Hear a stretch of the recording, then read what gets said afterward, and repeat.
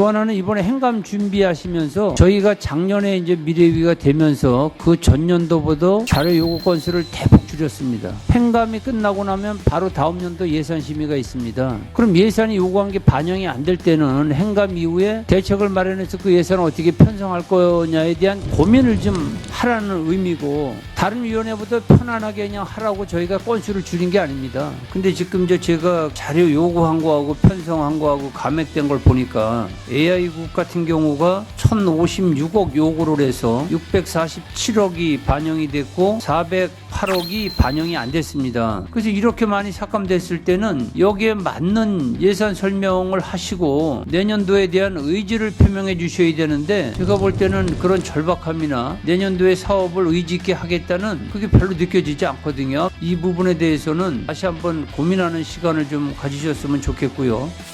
K네일 전문 인력 개발 선정 심의 관련해서 좀 질의를 하겠습니다. 추진 경위가 제가 조사한 바에 의하면 25년 4월 8일 날 보조 사업자 선정 심의 위원회를 개최를 했어요. 그래서 개최해서 선정된 단체가 사단법인 대한네일미용사회 경기지회가 선정이 됐고요. 열심히 하셔서 선정을 했는데 갑자기 철회가 됐어요. 요구 자료 책에 보니까 그냥 내부 사정으로 인한 부득이하게 본 사업을 철회한다, 이렇게만 되어 있더라고요. 회의 내용도 6분의 선정위원들이 굉장히 심도 있게 선정위원회를 열어서 회의 자료를 보니까 되게 열심히 하신 것 같더라고요. 그럼에도 불구하고 이거가 안 되고 철회가 됐다는 것에 대해서는 좀 이해가 안 가거든요. 향후에는 이런 일이 전혀 발생하면 안 되는 거 아시죠? 조금 더 나중에라도 다시 보고를 해주셨으면 좋겠습니다. 네, 알겠습니다.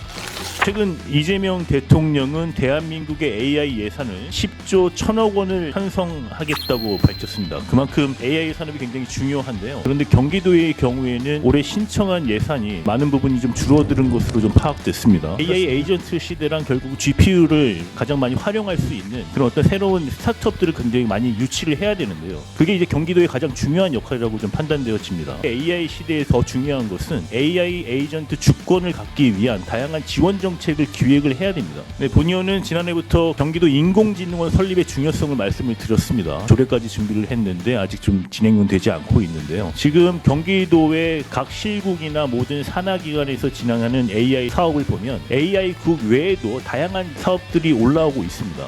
그렇다고 본다면 이게 체계적으로 관리가 안 되고 있는데요. AI 국의 역할이 굉장히 중요합니다. 경기도가 AI국을 중심으로 더 효율적이고 파격적인 정책을 기획해 주시기를 좀 부탁드리겠습니다.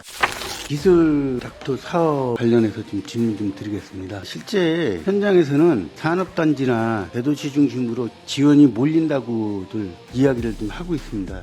영세 제조업체나 농공단지 등 상대적으로 접근이 어려운 지역에 기업들은 기술 닥터 지원을 받기가 어렵다는 지적에 대해서는 어떻게 보십니까? 전 사업체가 이 기술 닥터 사업에 참여할 수 있도록 노력하겠습니다. 기계전자적인 인력이 좀 모이고, 그리고 환경 바이오 소재 분야는 좀 부족하다, 이런 얘기들이 좀 있습니다. 편중되지 않게끔 분야 좀 돌아봐 주시고요. 지금 보니까 1년 단위로 이렇게 단발성 있는 사업인데 찾아가서 도와주는 기술탁도라는 이름으로도 지속적인 관계형 지원이 좀 중요하다고 보고요. 시군별 지원의 편차도 좀 해소시켜 주시고, 그리고 농공단지 영세 제조 밀집 지역을 대상으로 찾아가는 기술닥터 프로그램을 별도로 운영을 해서 가각도를 최소화할 필요가 있다고 봅니다.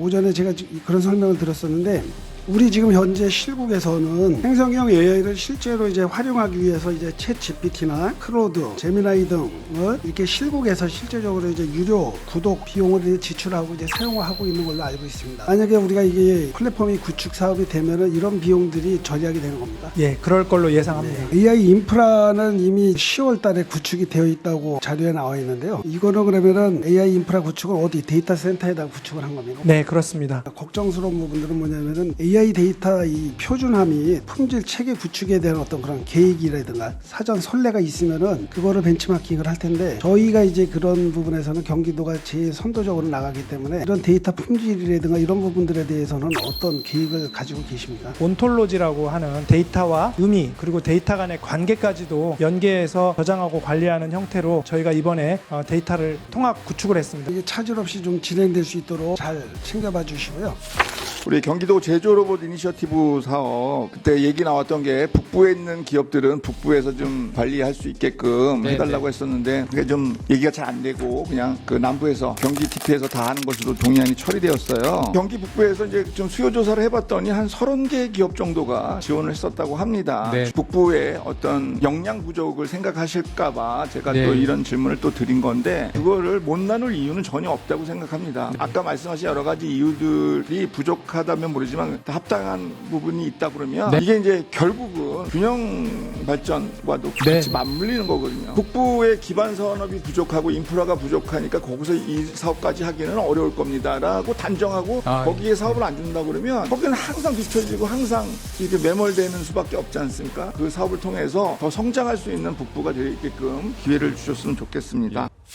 국장님, 경기 콘진의 홈페이지 보면요, 2025년도 사회공헌형 게임 제작 지원에 대해서 이제 공고가 올라가 있어요. 여기 보시면은 뭐 지원 대상 경기도 내에 있는 게임 회사들 또는 연구소, 어쨌든 경기도 내에 있는 회사들한테만 지원이 한다는 내용입니다. 단 지원 신청 후 3개월 이내 경기도 내로 본사 이전 등록 예정인 경우 가능하다. 예비 창업자도 가능하며 지원 신청 후 3개월 이내 도내 사업자 등록이 가능해야 함. 이제 제 지인이 만약에 부산에서 게임 회사를 운영을 합니다. 근데 이 모집 공고를 봤습니다. 그러면은 가족명이나 제 지인명이나 제 지인이 일단 공고 신청을 하고 사업자 등록증을 이제 경기도에다 내서 사실 할 수 있는 거잖아요. 왜 이런 공고가 왜 붙는 거예요? 모든 우리 경기도 내에서 하는 사업들은 경기도 기업들이 쓸 수 있게끔 재정 지원을 해주는 거 아닌가요? 이 근거가 달림으로써 편법을 쓸 수 있다는 문제가 있다는 거예요. 이번 정부에서 지난 7일에 향후 5년간 국가과학자 100명 선발을 하고 AI 바이오 융합 인재 양성과 그다음에 연구개발 예산 확대 등 과학기술 인재 육성 정책을 대폭 강화하겠다고 밝힌 바가 있죠. 중앙정부가 이렇게 그 과학기술 인재 중심의 국가 전략을 추진하고 있는 만큼 경기도에도 이에 발맞춰서 이런 정책을 펴야 된다고 생각합니다. 그래서 경기도 내의 과학기술인, 특히 여성 과학기술인을 체계적으로 확보하고 또 우리 리더 연구자들을 성장할 수 있도록 중장기 전략을 고민하고 계시는지 말씀 좀 해주십시오. 저희가 설명이 부족했는지 예산부서 협의 과정에서 그 부분이 좀 반영이 되지 못했습니다. 국장님이 말씀하는데 저는 어떻게 들리냐면 근거가 없어서 예산이 잘린 건 아닌가라는 생각을 하게 됐어요. 경기도가 정책 사각지대에 놓여 있다는 그런 지적이 있었습니다. 우리 여성 과학기술인에 대해서도 근거를 만들고 지원도 해야 되겠고 예산 반영 못한 거에 대해서는 우리 모두 책임이라고 생각을 합니다. 용인 반도체 국가산업단지가 사실은 인플라가 불확실성 때문에 전면 재검토돼야 된다고 이렇게 기사에도 나오고 있고 산업단지 인허가권이라든가 전력 용수 인프라 조정권을 가진 경기도의 행정이 책임성이 있어야 되는데 대규모 전력 수요가 용인에 집중될 경우에 또 경기도 남부권에 있는 평택이라든가 화성, 오산 등의 산업단지의 전력 이런 안정성에 대한 부정적 영향이 굉장히 크다고 보고 있어요. 전문가들도. 어쨌든 평택 같은 경우는 이미 삼성이라든가 또 항만 또 군사 물류 등 국가 핵심 시설이 밀집되어 있잖아요. 그러니까 용인 단지와 또 산업 중복되는 부분들도 있고 입지 경쟁에서 인프라 경쟁 등이 평택에 미치는 영향이나 뭐 이런 게 검토한 내용들도 없죠. 어쨌든 여러 가지 문제점이 지적되고 있는 상태에서 경기도가 책임 있는 우리 광역 정부라고 하면 사업 문제가 없기를 뭐 기다리고 이런 행정이 아니라 먼저 이렇게 찾아내고 해결하는 이런 행정을 해야 된다고 보고 있어요. 본의원은.